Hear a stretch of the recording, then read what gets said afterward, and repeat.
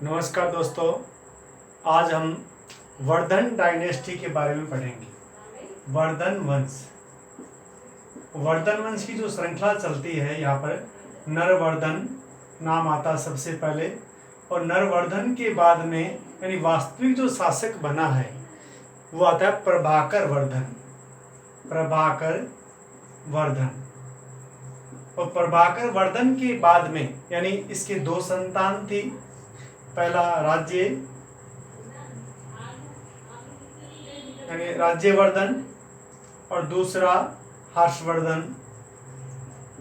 ये दो पुत्र थे और एक पुत्री राज्यश्री, यानी 3 संतानें थी इसकी राज्यश्री। यहाँ पर आपको ध्यान रखना है कि प्रभाकर वर्धन ने ही महाराजा धीराज की उपाधि धारण की थी। तो आपसे पूछा जा सकता है कि इस वंश का जो उद्धारक कौन था? प्रभाकर वर्धन था। इसके 2 पुत्र और 1 पुत्री थी। पत्नी का नाम यशोमती था। तो आपसे पूछा जा सकता है प्रभाकर वर्धन की पत्नी का नाम क्या था? यशोमती था। और यशोमती के 3 संतानें थी। पहले का नाम राज्यवर्धन सबसे बड़ा था, उसके बाद में बहन का नाम आता है, फिर हर्षवर्धन का नाम आता है। लेकिन जैसे ही प्रभाकर वर्धन बीमार हुआ था और बीमारी की जो सूचना मिली है हर्ष को कश्मीर में मिली है, और सूचना देने वाला था कुरंगक, नाम आता है कुरंगक। तो आपसे पूछा जा सकता है कि प्रभाकर वर्धन की बीमारी की सूचना हर्ष को कश्मीर में आखेट खेलते हुए किसने दी थी? तो आपको देना आंसर कुरंगक ने दी थी। और यहाँ पर प्रभाकर वर्धन का जो इलाज करने वाला जो राजवैद्य था उसका नाम है सुसेन। जैसे लक्ष्मण जी का जो इलाज करने वाला भी कौन था? सुसेन था। लेकिन यहाँ पर भी नाम संयोग से क्या आ रहा है? सुसेन आ रहा है। लेकिन प्रयास करने के बाद भी प्रभाकर वर्धन को बचा नहीं पाए थे, और फलस्वरूप यानी जब उनकी डेथ हुई तो राज्यवर्धन बड़ा था और इसी को उत्तराधिकारी बनाया गया था। लेकिन हालांकि प्रभाकर वर्धन ने अपना उत्तराधिकारी जो घोषित किया था वो हर्ष को घोषित किया था, लेकिन हर्ष ने मना कर दिया था और बड़े भाई के उपलक्ष्य में उसने राजगद्दी त्याग दी थी और राज्यवर्धन को शासक नियुक्त किया। लेकिन जिस दिन प्रभाकर वर्धन की मृत्यु हुई थी उसी दिन यानी राजेश्री का जो विवाह हुआ था मोखरी वंश के ग्रहवर्मन से हुआ था। तो आपसे पूछा जा सकता है इसका विवाह किससे हुआ?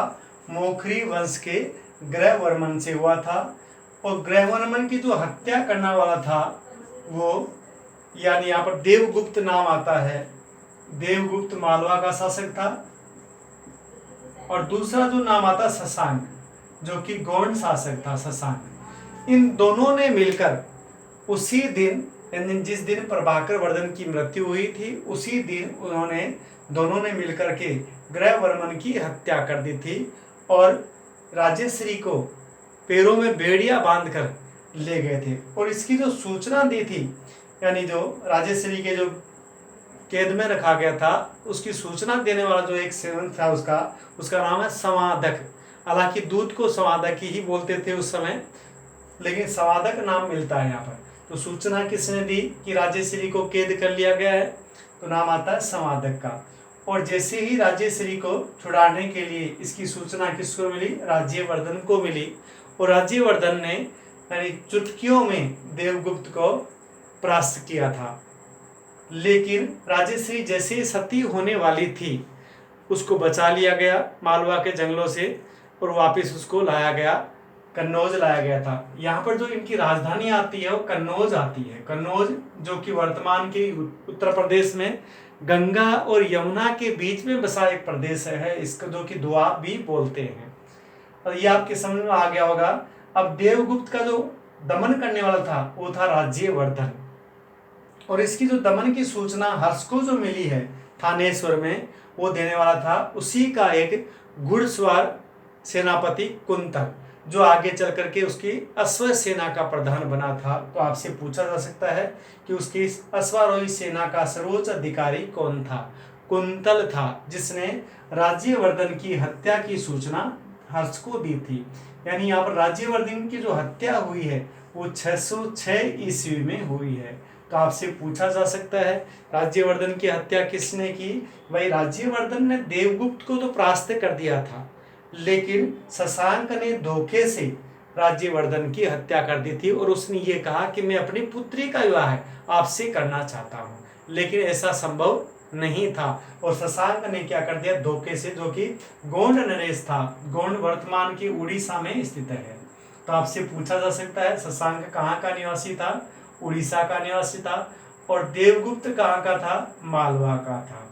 तो ये दोनों मिलकर के, इन दोनों ने ही यानी हर्ष के भाई राज्यवर्धन की हत्या की थी, लेकिन इसका बदला जो दिया है वो हर्ष ने लिया है। और हर्ष का जो शासन काल आता है वो 606 से लेकर के 647 ईस्वी तक रहता है। 606 ईस्वी से 647 ईस्वी तक, up to 606 to 647 it is the ruling period of Harshvardhan.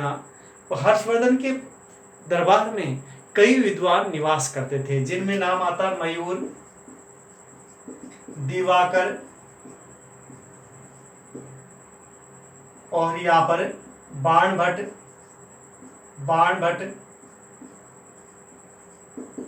और एक चाइनीज यात्री था ह्वेनसांग, जो कि इसके दरबार में निवास करता था। तो आपसे पूछा जा सकता है कि चाइना का जो राजदूत है वो कौन, राजदूत नहीं, जो यात्री था वो कौन आया था? तो नाम आपको देना है कि हर्ष के दरबार में ह्वेनसांग आया था। अब हम आगे बढ़ेंगे कि यहाँ पर जो उसका जो विदेश सचिव था वो अवंती था। किसका? हर्ष की बात कर रहा हूं मैं। हर्ष का जो विदेश सचिव अवंती था, उसका घुड़सवार सेना का प्रधान जो कहलाता था कुंतल के नाम से जाना गया था। और ऐसे ही प्रधान सेनापति जो था सिंहनाद था। तो आपसे पूछा जा सकता है कि प्रधान सेनापति कौन था? सिंहनाद था। हर्ष ने स्वयं ने शीलादित्य की उपाधि धारण की थी। तो आपसे पूछा जा सकता है हर्ष ने कौन सी उपाधि धारण की थी?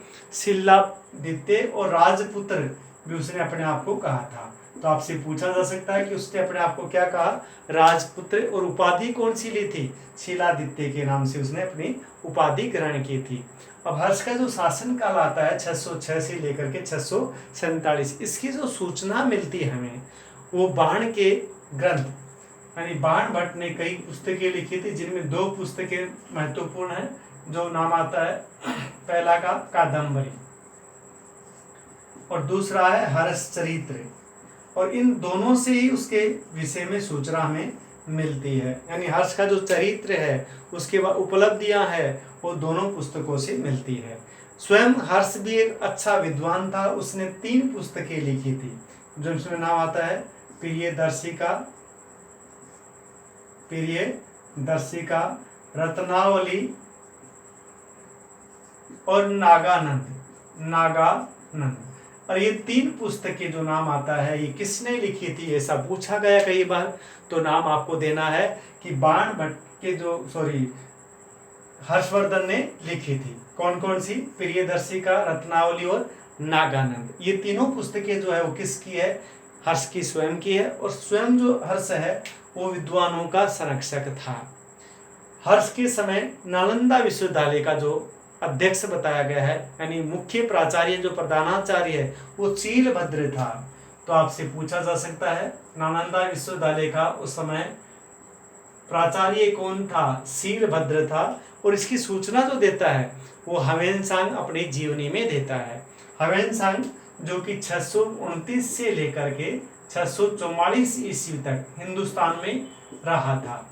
और इसने भी यात्रा जो की है उसमें कहीं पर भी यमुना नदी के किनारे नर्मदा नदी के किनारे जो युद्ध हुआ था पुलकेशिन द्वितीय और हर्ष के बीच में, उसकी सूचना उसने नहीं दी है।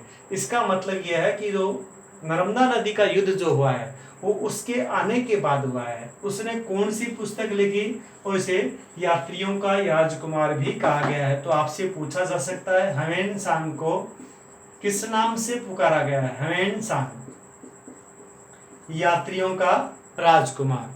तो यात्रियों का राजकुमार जो कहा गया है ह्वेनसांग को कहा गया है। और ये हिंदुस्तान बौद्ध ग्रंथों के अध्ययन के लिए आया था। और इसने यात्रा जो आरंभ की है वो स्टार्टिंग में कश्मीर से की है और राजस्थान के भीनमाल कस्बे में भी ये आया था। तो आपसे पूछा जा सकता है कि उसने राजस्थान के कौन से कस्बे की यात्रा की थी, तो आपको आंसर देना भीनमाल, जो कि जालोर जिले में पड़ता है, और यहाँ की इसने यात्रा की थी। और महात्मा बुद्ध से संबंधित जितने भी जो धार्मिक स्थल है उन सभी स्थलों पर वह गया था। और लास्ट में उसने एक पुस्तक लिखी थी, यानी जाते समय वह कन्याकुमारी के रास्ते से गया था और उसके बाद में वापस लौटा और यहाँ पर यानी रामेश्वर होते हुए, इंडोनेशिया होते हुए वियतनाम के रास्ते से वह चाइना गया था और अपने साथ बहुत सारे ग्रंथ लेके गया था। उसने सी यू की नामक पुस्तक लिखी थी, सी यू की। तो आपसे पूछा जा सकता है उसकी जीवनी का नाम क्या है। बायोग्राफी जो लिखी थी ही ली ने लिखी थी। बायोग्राफी इसने खुद ने नहीं लिखी, जो कौन था, इसी का दोस्त था ही ली। उसने तो उसकी बायोग्राफी लिखी, लेकिन उसने एक पुस्तक लिखी थी सी यू की। इसमें यात्रा वृत्तांत दिया गया है कि मैंने कहाँ कहाँ से यात्रा आरंभ की थी और किस प्रकार से मैं हिंदुस्तान पहुंचा हूं। और उसने ये भी सूचना दी है कि उस समय नालंदा विश्वविद्यालय को 100 गांवों का राजस्व मिलता था। और यहाँ पर उसने ये कहा है कि लगभग 1000 यहाँ पर टीचर थे और 10,000 विद्यार्थी इसमें पढ़ते थे और अलग अलग देशों से विद्यार्थी यहाँ पर आते थे। और ये भी कहा है कि नालंदा की जो बिल्डिंगें थी वो 3 बड़ी बिल्डिंगें थी और प्रत्येक बिल्डिंग में 7 मंजिले मकान बने हुए थे, यानी मंजिलों की संख्या 7-7 बताई है। और 2 बड़े पुस्तकालय भी उसने बताए हैं। तो ऐसी जो सूचना मिलती है हमें सी यू की से मिलती है। अब देखिए हम आगे बढ़ेंगे, यानी शिलादित्य के बारे में थोड़ा सा चर्चा और करेंगे। शिलादित्य की जो उपलब्धियां हैं उसने पूर्वोत्तर में, यानी जो कामरूप के शासक भास्कर वर्मा को अपना दोस्त बनाया था। भास्कर वर्मा, तो यहाँ पर जो भास्कर वर्मा शासक था वो कामरूप का था। कामरूप वर्तमान में असम जो है उसको कामरूप के नाम से जाना गया था। और कामरूप के शासक भास्कर वर्मा और हर्षवर्धन दोनों का ही शत्रु जो था वो शशांक था। शशांक जो उड़ीसा का शासक था, गोंड शासक था, गोंड जाति का था।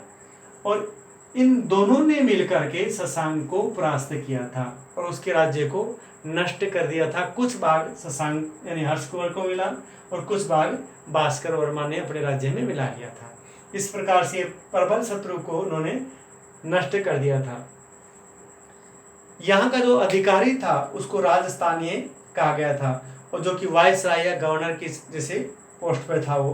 तो आपसे पूछा जा सकता है कि राजस्थान या व्यवसाय वायसराय किसको कहा गया था, राजस्थान को। और हर्ष के समय ही सामंत प्रथा का प्रारंभ हुआ था। तो आपसे पूछा जा सकता है कि इंडिया में सबसे पहले सामंत प्रथा का उद्भव किसके समय हुआ, तो हर्ष के समय हुआ था। और हर्ष ने जागीरें दी थी अपने सामंतों को, यानी नगद वेतन न देकर के उसने जागीर देना आरंभ किया था। तो ये प्रथा जो शुरू करने वाला था वो कौन था, हर्ष था। और इसकी जो सूचना हमें मिलती है वो बांसखेड़ा और मधुवन अभिलेख से मिलता है। मधुवन अभिलेख। तो आपसे ये दोनों अभिलेखों के बारे में पूछता है कि हर्षवर्धन की जो सूचना हमें मिलती है, उनकी उपलब्धियों के बारे में ज्ञान मिलता है, वो कौन से अभिलेखों से मिलता है, बांसखेड़ा और मधुवन अभिलेख से मिलता है। अब थोड़ा सा हम उसकी बाकी आगे की चर्चा भी करूंगा मैं कि हर्ष ने नर्मदा नदी के किनारे तक अपने राज्य का विस्तार किया था। ये देखिए हल्का सा मैं रफली बनाऊंगा मैप। इस तरह से मैंने मैप तैयार किया है इंडिया का और यहाँ पर मैं ले लेता हूँ, रफली ले लेता हूँ। ये नेपाल का पार्ट आया, यहाँ पर ये सिक्किम, ये भूटान, ऊपर की तरफ से असम आएगा और यहाँ पर ये मिजोरम, ये त्रिपुरा और ये झुका हुआ पार्ट है तो कूच बिहार का है। ये बीच में पश्चिम बंगाल आ जाता है। और इस तरह से इंडिया का मैप रफली हमने तैयार किया है। अब यहाँ पर रफली हमने मैप तैयार किया है, लेकिन आपसे पूछा जा सकता है ये ऊपर वाला पार्ट जो आएगा कामरूप आएगा, कामरूप। और यहाँ पर ये नेपाल है, ऊपर का पार्ट जो आता है चाइना आता है और ये कश्मीर का पार्ट आता है। लेकिन उस समय ये पार्ट जो था पूरा पाकिस्तान जो है हिंदुस्तान में आता है। अब हम चर्चा करेंगे कि उसने गुजरात की जो शासक है वहां तक अटैक किया था, लेकिन यहाँ का जो शासक था गुर्जर था, उसने स्कंद यानी इसको हर्ष को परास्त कर दिया था और वापस हर्ष की सेना को लौटना पड़ा था। उसके बाद नर्मदा नदी के किनारे तक ये पहुंचा था, दोनों में समझौता भी हुआ है, लेकिन नर्मदा और गोदावरी के बीच का जो एरिया आता है वो पुलकेशिन का आता है, पुलकेशिन द्वितीय। अब पुलकेशिन द्वितीय है, ये चालुक्य वंश का था और चालुक्य वंश के पुलकेशिन सेकंड ने नर्मदा के किनारे हर्ष को परास्त किया था। इसकी सूचना जो हमें मिलती है वो पुलकेशिन के ही ऐहोल अभिलेख से मिलती है। ऐहोल अभिलेख जो कि ताम्र अभिलेख है, ताम्र अभिलेख है ये, यानी तांबे की एक प्लेट बनी हुई है और उस प्लेट पर ये लिखा हुआ है और यहाँ पर गुर्जर जाति का भी उल्लेख किया गया है, यानी संभवतः जो चालुक्य थे वो गुर्जरों से रिलेटेड थे। तो आपसे पूछा जा सकता है कि ऐहोल अभिलेख का लेखक कौन था? रवि कीर्ति था। कौन था? रवि कीर्ति। और इसी में हर्ष को परास्त होने की जो सूचना मिलती है हर्ष के बारे में, वो हमें मिलती है ऐहोल अभिलेख से, और कहीं से हमें हर्ष के परास्त होने की सूचना नहीं मिलती है। और इसी अभिलेख में एक सूचना और भी आती है कि गोदावरी और कृष्णा के बीच का जो क्षेत्र आता है वो पल्लव वंश के नरसिंह वर्मन का आता है और नरसिंह वर्मन ने पुलकेशिन द्वितीय को परास्त किया था। तो ऐसी सूचना भी आपको गेन करनी है कि पुलकेशिन द्वितीय को किसने परास्त किया था, तो आंसर देना है नरसिंह वर्मन ने, और नरसिंह वर्मन के यहाँ पुलकेशिन ने परास्त किया है हर्षवर्धन को। इस प्रकार ये द्वंद्व चलता रहा और हर्ष का जो राज्य था वो लगभग यानी आधे मध्य प्रदेश, संपूर्ण राजस्थान, यूपी, बिहार और कामरूप तक फैल चुका था। कामरूप की उसकी बॉर्डर लगा हुआ था और हर्षवर्धन ने अपने राजदूत चीन भी भेजे थे, यानी 641 और 43 और 45 3 बार उसने राजदूत चीन भेजे थे। 645 में उसने 44 ईस्वी में उसने प्रयागराज में उसने एक सम्मेलन बुलाया था और इस सम्मेलन की जो अध्यक्षता करने वाला था वो ह्वेनसांग था। तो आपसे पूछा जा सकता है प्रयाग सम्मेलन बौद्ध धर्म का कब बुलाया गया था? 644 ईस्वी में। किसके द्वारा? हर्ष के द्वारा। और उसकी जो अध्यक्षता करने वाला कौन था? ह्वेनसांग था। यात्रियों का राजकुमार भी इसको कहा गया है। और जैसे ही यानी ये अध्यक्ष बनाया गया, ब्राह्मणों ने इसका विरोध किया था। हर्ष ने एक सूचना लागू की कि जो भी ब्राह्मण विरोध करेगा उसकी जिह्वा या हाथ पांव काट दिए जाएंगे, और ऐसा किया भी गया था। और इन घटनाओं को देख करके ह्वेनसांग हृदय विदलित हो गया था और वह वहां से चल दिया। और ह्वेनसांग 644 के एंड में और 45 के स्टार्ट में इंडिया को छोड़ चुका था। तो आपसे पूछा जा सकता है कि इंडिया कब तक रहा था?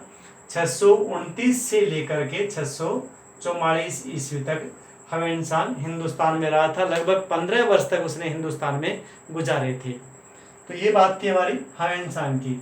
लेकिन यहाँ पर 647 ईस्वी में हर्षवर्धन की निसंतान मृत्यु हुई थी। तो आपसे पूछा जा सकता है कि निसंतान किसकी मृत्यु हुई?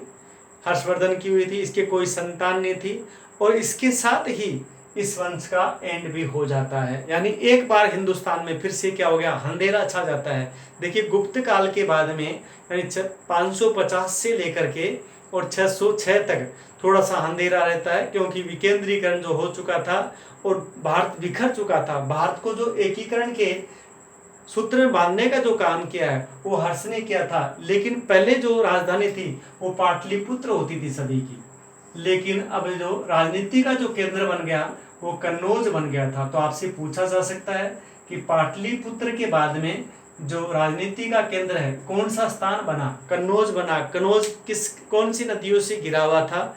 गंगा और यमुना 2 नदियों से घिरा हुआ था। इस कारण से इसको दोआब भी कहा जाता है। तो दोआब किसको कहा गया? यानी 2 नदियों से घिरा हुआ क्षेत्र दोआब। 3 नदियों से घिरा त्रियाब और 5 नदियों से घिरा हुआ पंजाब है। तो इस प्रकार से यानी इसके राज्यों को छोटे छोटे टुकड़ों में बांटा गया था, उसको भुक्ति कहा गया था। तो आपसे पूछा जा सकता है कि भुक्ति का जो विभाजन हुआ है, राज्य का जो विभाजन हुआ है, वो किस में हुआ था? यानी श्रावस्ती और एक नाम आता अहिछत्र, ये भुक्तियों का उल्लेख आता है। यानी उसके समय दो भुक्तियां जो इंपॉर्टेंट थी, श्रावस्ती और अहिछत्र। ऐसी भुक्ति जो कहा गया है वो छोटे राज्यों को कहा गया है। और भुक्तियों में भी आगे चल करके छोटे छोटे प्रांत बनाए गए, यानी गुप्त काल के जो प्रांत थे वैसे ही प्रांत यहाँ पर कहलाए थे। सबसे छोटी इकाई ग्राम थी, यानी प्रशासन की जो सबसे छोटी इकाई है वो कौन सी थी, आपसे पूछा जा सकता है। तो यहाँ पर प्रत्येक सबसे छोटी जो इकाई थी वो ग्राम थी। वो ग्राम का जो प्रधान था, जैसे गुप्त काल में ग्रामणी था वैसे ही यहाँ पर भी ग्रामणी ही कहा गया था। यानी हर्षवर्धन ने अपने राजस्व की जो व्यवस्था है वो सेम ऐसे रखी थी जैसे कि गुप्त काल में थी, तो वहाँ पर कोई चेंज नहीं आया था। अब ये मैंने आपको जानकारी दी है। जय हिंद, जय भारत।